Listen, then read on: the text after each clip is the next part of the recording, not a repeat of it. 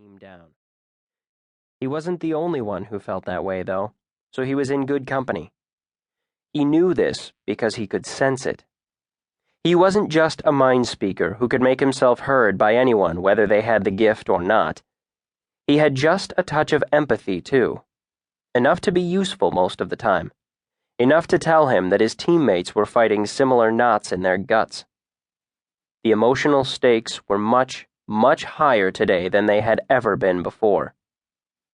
The curveball game they were playing was part of this concluding day of a week of presentations, tours, and demonstrations put on by all three collegia for the benefit of the parents and relatives of trainees and the townsfolk of Haven.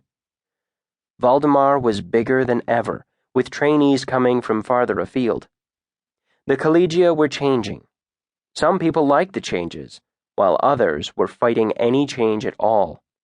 The king wanted to show what the results here were, and he didn't want even a hint of elitism or a shadow of secrecy to color people's perceptions of the collegia.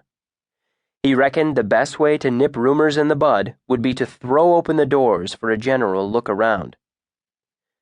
"Give us a slosh of that water, then, would you?" Dallin craned his neck around and opened his mouth.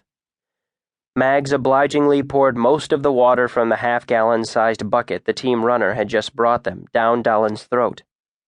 A lot of it sloshed out of Dallin's mouth, but enough of it went down to quench his thirst. Mags tossed the empty bucket to the boy, who ran it back to the sidelines to be refilled. Having a team runner was a good idea, especially as the team runners were mostly from the Healers Collegium. They generally knew when you needed something without needing to be asked, since the ones with healing gift also had empathy. "Huddle up!" ordered the South Team Captain, Herald Trainee Jenny. Swathed in her armor and helmet, only her voice betrayed who she was. The whole team converged on her, including the foot, who moved into the center, standing at the heads of the horses and companions. This game wasn't just for Herald trainees, which was, in part, the point. Each team had been made up of 4 Herald trainees, 4 riders, who could be anyone with a horse or horses who had tried out for the team and won a place, and 4 foot, who could also be anyone, but in practice tended to be young guardsmen. In a real fight, Heralds would fight alongside everyone else. In Kerbal, Herald trainees learned how to use their gifts and skills in partnership with people who had no such advantages. "We've had the first quarter, and we took it slow by agreement between me and the West Captain," Jenny told them. "We wanted the townies and the parents to get a good grounding in Kerbal before we went all out. That was why I told you all to play easy and slow. So, now it's time to show the game proper. Gloves are off." "'Bout time," Pip grumbled. Trainee Pip was certainly the most keen Kerbal player on the South team, and may have been in the entire Collegium. He and his companion were never happier than when they were scrumming. "Now, here's where we need to talk show versus strategy." She grinned at Pip, a flash of teeth showing behind the metal face guard.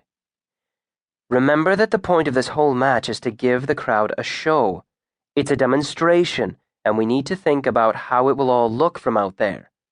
She waved her hand at the crowds pressed in along the fences around the Kerbal field.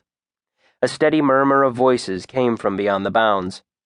"So don't scrum too long, or they'll get bored. They'll like a bit of football, but they'll like running better." "West team never lets us scrum much anyway," Halleck pointed out. "It's those evil little ponies of theirs," said one of the guard foot. Jeffers, son of a wealthy tradesman, gave him a hurt look. He was mounted on his favorite Kerbal horse, a scrappy little pony that looked ridiculously small under him. "Present company accepted, of course," Corwin amended. "Your ponies aren't evil, Jeffers." "Not evil to you, anyway," Jeffers corrected. There were 3 ways to score. The first was to lob a Kerbal through the windows or the door of the opposing team's tower. That was 1 point. The second was to occupy the tower and hold it for a quarter candle mark. That was 10 points, and so far, no one had ever had the temerity to try it. Sure, you could get in there, but neither horse nor companion would fit inside, and the enemy foot were only too eager to mob you and drag